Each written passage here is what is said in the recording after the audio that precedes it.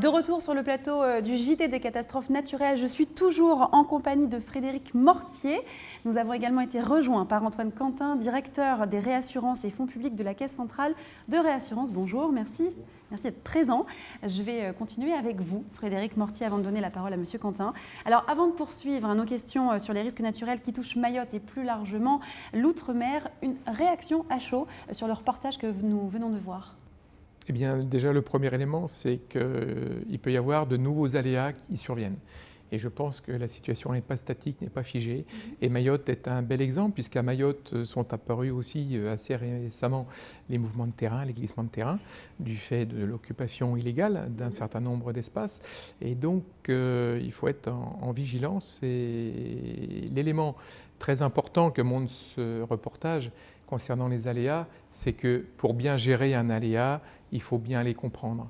Et le réseau d'observation qui a été mis en place, de surveillance du phénomène sismo-volcanique, le réseau qui s'appelle le REVO-SIMA, justement a cette vocation de bien comprendre le phénomène pour ensuite pouvoir apporter des réponses. Ce qu'il est important de souligner, c'est que ce dispositif s'est mis en place très rapidement avec une mobilisation absolument remarquable de la communauté scientifique. 4 établissements scientifiques y participent, le BRJM, l'Institut de physique globale du Globe de Paris, l'IFREMER, le CNRS, oui, et tout un dispositif dont nous avons assuré la coordination générale et qui a pu être mis en place grâce à des financements de l'État. Alors on va reparler aussi du cyclone Irma, l'une des difficultés après le passage de ce cyclone à Saint-Martin, mais également à Saint-Barthélemy en 2017. Il concernait le taux de pénétration de l'assurance dommage très en dessous de celui de la métropole. Alors qu'en est-il à Mayotte et comment pouvez-vous agir sur ce risque ? Le sujet de la pénétration assurantielle dans les territoires, et l'exemple de Mayotte est bien choisi, est intéressant, puisque si vraiment on veut progresser dans ce domaine-là, il faut prendre en compte des composantes culturelles. Il y a des communautés d'habitants très, très différentes, des langues très différentes, une maîtrise de la langue française qui est aussi aléatoire pour certains, donc accéder à l'assurance, remplir des papiers, etc., peut poser question. Il y a un certain nombre de personnes qui sont culturellement même éloignées, puisqu'ils viennent de pays où on ne s'assure pas, où soit on prend son propre risque, soit c'est quelque chose qui ne fait pas du tout partie des codes. Une méconnaissance aussi des produits de l'assurance, de ce que ça offre, et puis parfois aussi de l'image, les gens se disant oui, on va payer une assurance, mais comment serons-nous indemnisés si on est indemnisé? Voilà, des questions de ce type-là. Et puis il y a un sujet peut-être plus profond qui est en cours de réflexion qui correspond à l'offre assurantielle, au bouquet d'offres, puisqu'on voit bien que si on prend un territoire comme Mayotte, mais ça concerne par exemple aussi la Guyane, Saint-Martin, il y a des populations vulnérables qui ont besoin de pouvoir accéder à l'offre assurantielle, notamment pour pouvoir être indemnisés dans le cas du dispositif du régime CatNat. Et ça, c'est un élément important. Comment, effectivement, on se met à la portée de ces populations-là, on offre un produit qui permet ensuite de développer une relation avec le monde assurantiel. Oui, merci.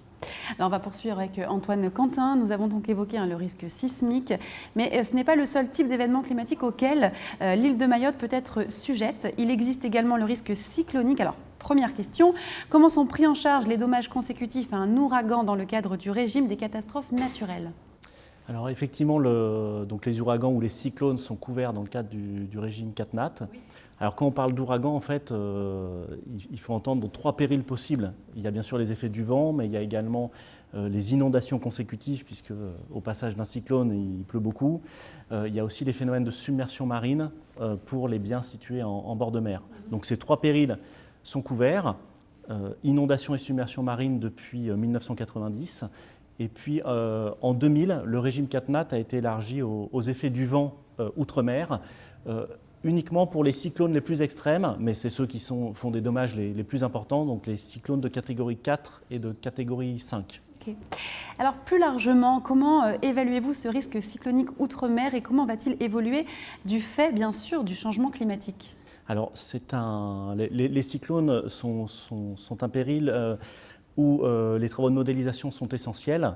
C'est une exposition très importante pour le régime CatNat, même si ça concerne des territoires relativement peu étendus.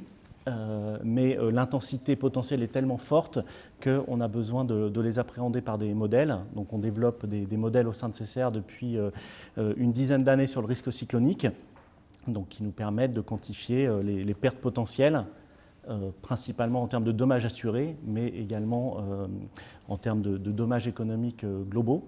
Alors récemment, on s'est posé, jusqu'à présent, on avait beaucoup travaillé sur le risque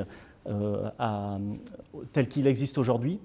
Et depuis 2 ans, on a beaucoup travaillé avec Météo France et puis également avec une autre société qui s'appelle Risk WeatherTech pour essayer d'appréhender l'évolution du risque cyclonique outre-mer.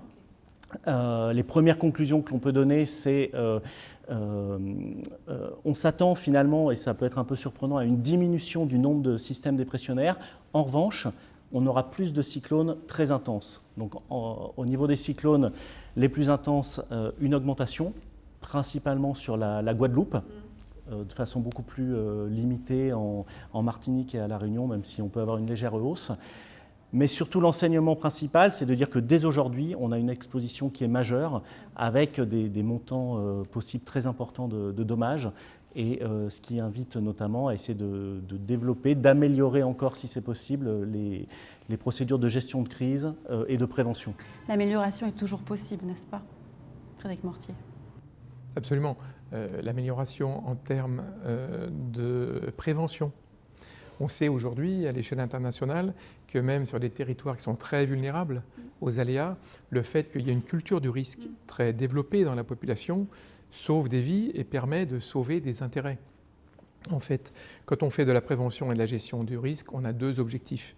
Bien sûr, protéger les populations, mais aussi préserver l'attractivité des territoires et les enjeux de ces territoires-là en termes d'infrastructures, d'activités économiques. Et j'en veux pour preuve, après Irma, sur Saint-Barthélemy et Saint-Martin, très rapidement, il y a des investisseurs français et étrangers qui ont questionné ces territoires en demandant, mais concrètement, après un événement comme celui-là, comment est-ce que vous prenez en compte les aléas pour préparer votre territoire et les populations à un prochain événement? Très bien. Alors, cela fait partie des pistes explorées dans le cadre du projet de loi sur les risques dans les Outre-mer actuellement en préparation, la prévention. Et quelles sont donc les autres pistes étudiées par l'élaboration de ce texte? Alors, la prévention, j'y reviens pas, c'est essentiel. Oui. On sait aujourd'hui que pour 1 euro qu'on va investir dans la prévention, eh bien, c'est 7 euros qu'on va gagner in fine. Et encore, dans ces évaluations-là, il n'y a pas le coût d'une vie humaine, de blessés. Oui. Et donc, c'est un élément qui est absolument essentiel. Et d'ailleurs, le projet de loi propose aujourd'hui que des journées de prévention, des journées dites japonaises, il y a eu une expérimentation faite en Guadeloupe, soient rendues obligatoires pour les 3 versants de la fonction publique. Il y a des actions très concrètes concernant l'offre assurantielle, concernant la promotion du bâti parasismique et paracyclonique. Il y a un certain nombre de mesures qui sont proposées concernant les réseaux. Comment on peut rétablir plus rapidement les réseaux dans un fonctionnement même dégradé, mais à minima. Une chose essentielle pour redémarrer un territoire, c'est les réseaux. Si vous n'avez pas d'électricité, vous n'avez pas de télécommunications, vous n'aurez pas d'eau potable, vous n'aurez pas d'assainissement. Et en contexte tropical, c'est absolument essentiel, l'assainissement, par exemple. Il est aussi proposé un état d'urgence calamité naturelle. C'est-à-dire de mettre en place des mesures dérogatoires pour gérer un aléa d'une forte ampleur, faire face à la gestion de crise et être beaucoup plus efficace et raccourcir le délai de la gestion de crise.